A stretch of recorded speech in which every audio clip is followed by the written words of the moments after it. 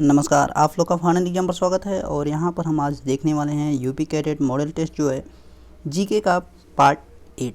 तो भाई शुरू करेंगे अपनी वीडियो को। यहाँ पे 20 मोस्ट इंपॉर्टेंट जो है क्वेश्चंस को हम देखने वाले हैं, तो फटाफट जुड़ जाइए आप लोग। गुड मॉर्निंग सभी को, good morning good morning good morning. चलो भाई क्लास को स्टार्ट करते। पहला प्रश्न रहा ए आपके सामने, तो पहले प्रश्न का जवाब दीजिए सभी लोग फटाफट। निम्न में से किसके शासनकाल में संस्कृत भाषा के सबसे प्रसिद्ध कवि कालिदास रहते थे? चलो भाई फटाफट इसका जवाब दीजिए। तो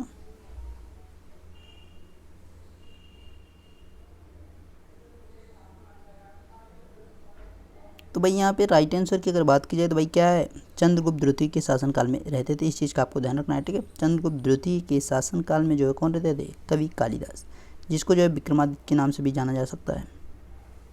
आपसे कभी ऑप्शन में ऐसा हो जाए कि वहाँ पे चंद्रगुप्त द्वितीय के बजाय जो है विक्रमादित्य दे तो भी इसका ध्यान रखना, तो भी सही क्या होगा? विक्रमादित्य ही सही होगा। इस चीज़ का आपको ध्यान रखना है।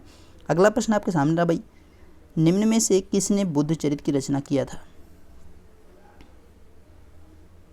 चलो भाई फटाफट जवाब दीजिए इसको। तो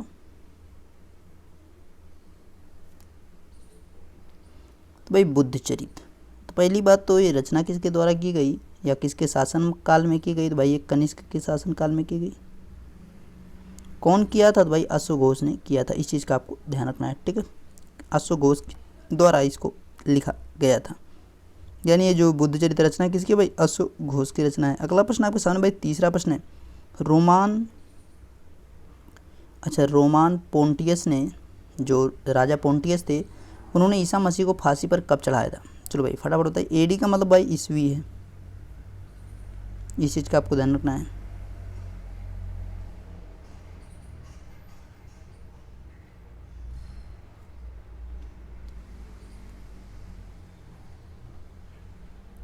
एडिमिनो यहाँ पे है, उनके जन्म के उपरांत यानी उनके जन्म के बाद की बात की जा रही।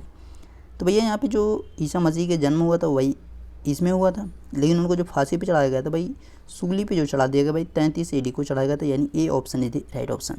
अगला प्रश्न आपके सामने भाई, बौद्ध धर्म में प्रवेश पाने वाली प्रथम महिला कौन थी? यानी प्रथम महिला भिक्षु कौन थी भाई?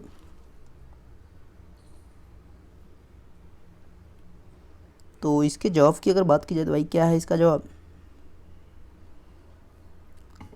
तो बौद्ध धर्म में जो है गौतम बुद्ध की मौसी थी, मौसी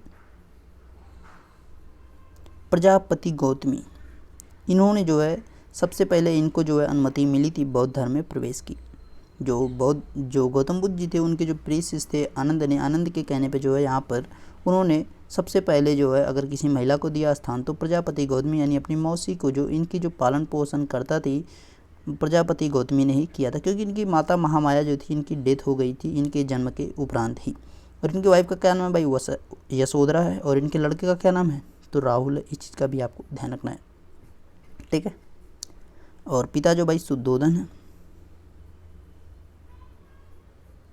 अगला प्रश्न आपके सामने रहा भाई, निम्न में से किस धर्म के लोग पुनर्जन्म एवं कर्मवाद में विश्वास करते थे? फटाफट जवाब दीजिए भाई। पुनर्जन्म एवं कर्मवाद में विश्वास करने वाले कौन थे? तो यहाँ पे राइट आंसर जो है क्या बन रहा है?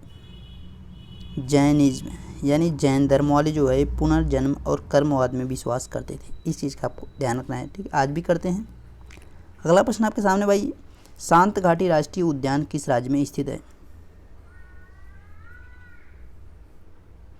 एक है फूलों की घाटी,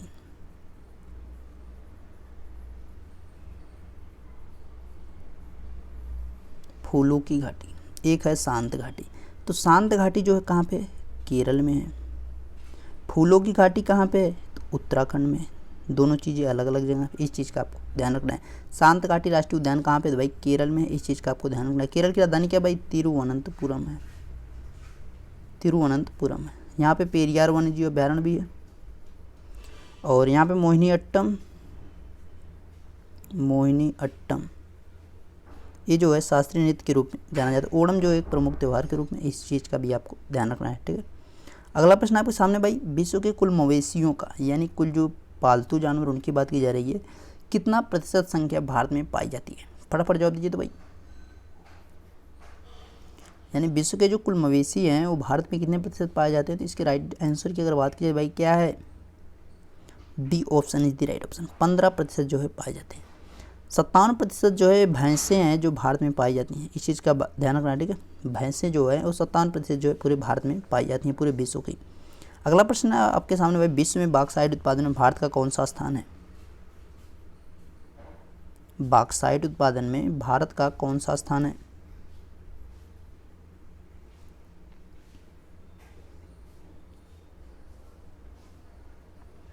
तो भाई भारत का जो स्थान है वर्तमान में जो है 5वां स्थान है। पहले जो है तीसरा हुआ करता था, लेकिन जो है अब जो है ब्राज़ील में भी इसके भंडारण पाया गया, तो उसकी जो है पोजीशन जो है ऊपर चली गई है। वर्तमान में जो है 5वें स्थान पर भारत है।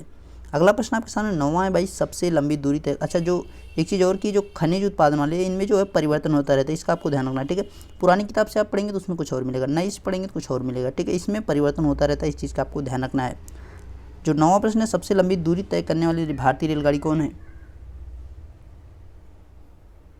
सबसे लंबी दूरी तय करने वाली भारतीय रेलगाड़ी, चलो भाई फटाफट बता दीजिए।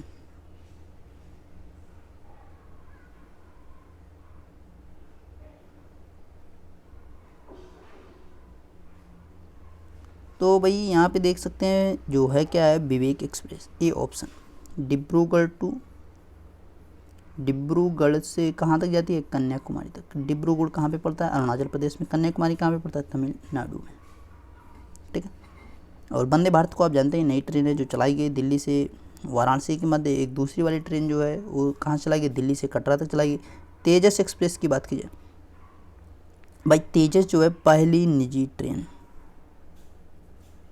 पहली निजी यानी प्राइवेट ट्रेन, यानी अब तक जो है भारत सरकार के अंतर्गत सभी ट्रेनें चलती थी, लेकिन पहली प्राइवेट ट्रेन जो चलाई कौन है भाई?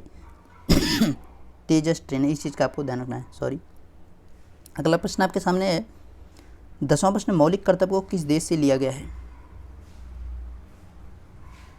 मौलिक कर्तव्य को किस देश से लिया गया है? फटाफट जवाब दीजिए भाई।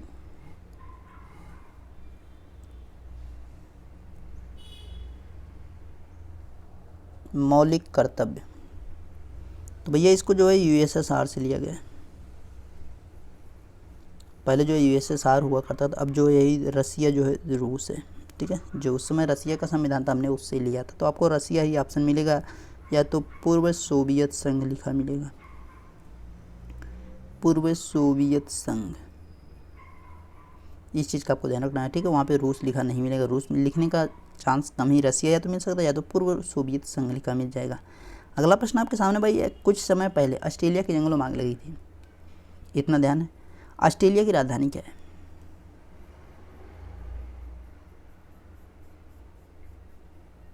फटाफट बताइए भाई।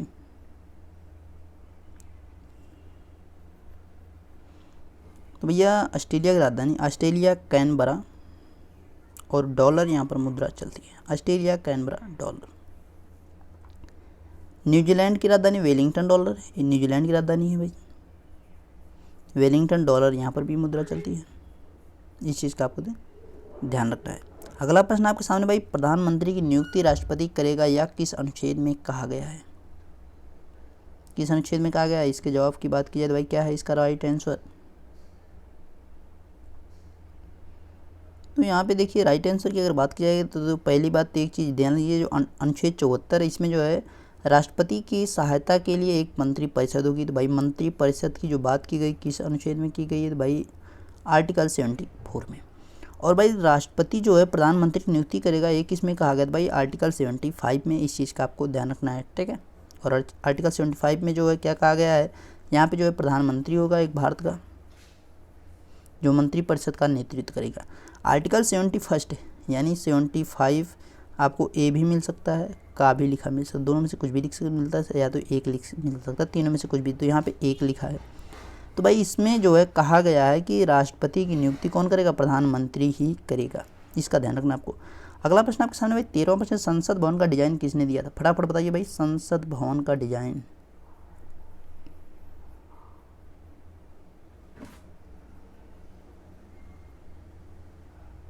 तो भाई संसद भवन का डिजाइन जो बनाया गया किसने दिया? तो इसके राइट आंसर की अगर बात करें एडियन लिटियंस के द्वारा इसको दिया गया था, इस चीज़ का आपको ध्यान रखना है, ठीक है। और ड्यूक कर्नाड के द्वारा जो है इसकी जो है मतलब जो नींव रखी गई थी वहाँ से जो है इसकी नींव को रखा गया था। अगला प्रश्न आपके सामने भाई, एशियाई खेलों का प्रथम आयोजन कहाँ हुआ था? एशियाई जो खेल होते हैं उसका प्रथम आयोजन कहाँ पे हुआ था? इस वर्ष का जो है भाई कहाँ पे 2022 वाला कहाँ पे होगा भाई? हांगझाऊ में होगा, चाइना में, हांगझाऊ चाइना में होगा। जो पिछला वाला हुआ था 2018 वाला कहाँ पे हुआ था भाई? इंडोनेशिया, जकार्ता, और इंडोनेशिया के मतलब 2 शहरों में, जकार्ता और पालेमबांग में हुआ था। इस चीज़ का भी आपको ध्यान रखना है भाई। एशियाई खेलों का प्रथम जो आयोजन किया गया था न्यू दिल्ली में किया गया था, इस चीज़ का आपको ध्यान रखना है। अगला प्रश्न आपके सामने भाई, विश्व का सबसे बड़ा मरुस्थल है? सभी का सही होना चाहिए। तो यहाँ पे भाई सबसे बड़े मरुस्थल की अगर बात की जाए तो भाई क्या है? गोबी का मरुस्थल तो है नहीं, आटाकामा है नहीं, कालाहारी है नहीं, यानी D option, none of these. सबसे बड़ा है कौन भाई? सहारा का मरुस्थल। मैंने उसको ऑप्शन में नहीं रखा, सहारा का मरुस्थल। ये जो है विश्व का सबसे बड़ा मरुस्थल है भाई। इसका जो है 84 लाख वर्ग किमी इसकी एरिया है, ठीक है। वर्ग किमी जो है 84 लाख किमी स्क्वायर जो है इसका टोटल जो है एरिया यानी क्षेत्रफल है। इस चीज़ का आपको ध्यान रखना है। अगला प्रश्न आपके सामने भाई ये, भारत रत्न से सम्मानित प्रथम विदेशी नागरिक कौन था? चलो भैया फटाफट बताओ तो। भारत रत्न से सम्मानित होने वाला जो प्रथम विदेशी नागरिक था वो है कौन भाई? इसके जवाब की अगर बात की जाएगी तो भाई कौन यहाँ पे है? तो मोहम्मद अली जिन्ना तो है नहीं, माउंटबेटन है नहीं भाई, के.एम. करियप्पा है नहीं, तो भाई कौन है? खान अब्दुल गफ्फर खान ही यहाँ पे राइट आंसर। इस चीज़ का आपको ध्यान रखना है, ठीक है। और एक चीज़ ध्यान रखना है, पाकिस्तान का सर्वोच्च पुरस्कार निशान ए पाक जो है, निशान ए पाकिस्तान या पाक जो भी कह लीजिए, निशान ए पाक, ठीक है। इसको और भारत रत्न दोनों को पाने वाले एकमात्र व्यक्ति हैं मोरारजी देसाई। इस चीज़ का आपको देना, निशान ए पाक और भारत रत्न दोनों चीज़ें, जो दोनों रत्न हैं यानी भारत का सर्वोच्चम पुरस्कार और पाकिस्तान का, दोनों को पाने वाले एकमात्र व्यक्ति मोरारजी देसाई। इस चीज़ का आपको ध्यान रखना है। के.एम. करियप्पा की बात की भाई जो है प्रथम थल सेना के अध्यक्ष थे, ठीक है। अगला प्रश्न आपके सामने भाई, विषुवत रेखा से भारत का दक्षिणी बिंदु कितना दूर है? विषुवत रेखा यानी भूमध्य रेखा जो है, फटाफट इसका जवाब दीजिए सभी लोग।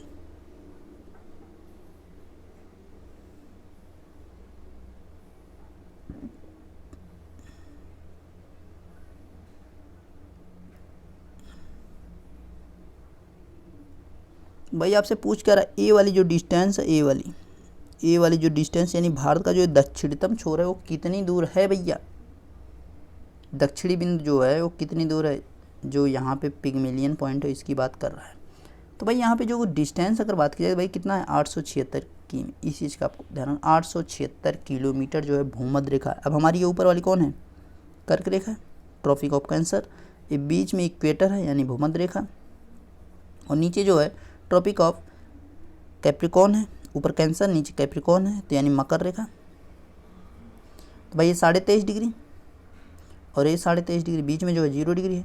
ये भूमध्य रेखा है, ये कर्क रेखा पे भारत स्थित है। तो हमसे ये पूछ रहा था कि जो ये भूमध्य रेखा और कर्क रेखा के बीच की दूरी वो कितनी है, जो भारत मतलब जहाँ पे भारत स्थित है, यानी कर्क रेखा जहाँ से गुजरती है वो नहीं पूछ रहा है, हमारा भारत का जो दक्षिणी बिंदु वो पूछ रहा था, ठीक है। बस यही आपको बताना था, जो कि 876 किलोमीटर है।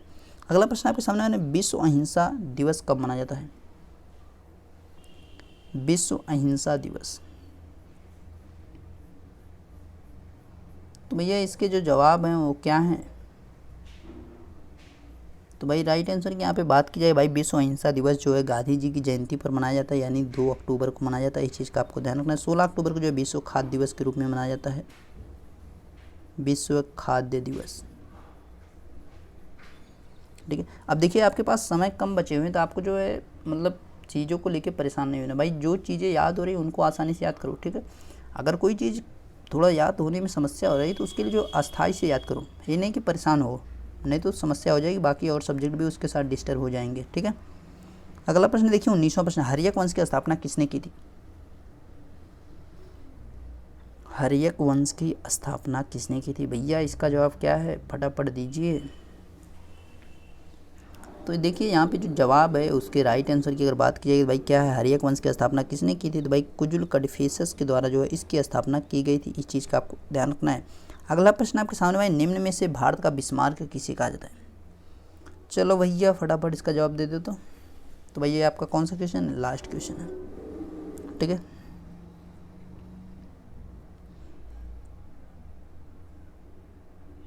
तो फटाफट भाई सभी लोग लाइक का बटन प्रेस कर दीजिएगा। ओके, देखिए भाई भारत का जो बिस्मार्क किसे कहा जाता है? भारत का बिस्मार्क तो भाई किसे कहा जाता है? सरदार वल्लभ भाई पटेल को। इस चीज़ का आपको ध्यान रखना है, ठीक है।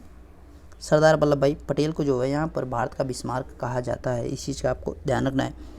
तो भाई अब आपके एग्ज़ाम के लिए एकदम कम समय बचा है, तो एकदम आपको अस्थाई से पढ़ना है बस, और कुछ भी नहीं करना, फालतू चीज़ें एकदम नहीं करनी, कुछ भी नहीं करना है। ओके, और कोई अगर समस्या होती है तो उसको कमेंट कर दीजिएगा, ठीक है। और टेलीग्राम चैनल तो वही है भाई, @final exam with Ashish sir. Okay, bye bye, take care.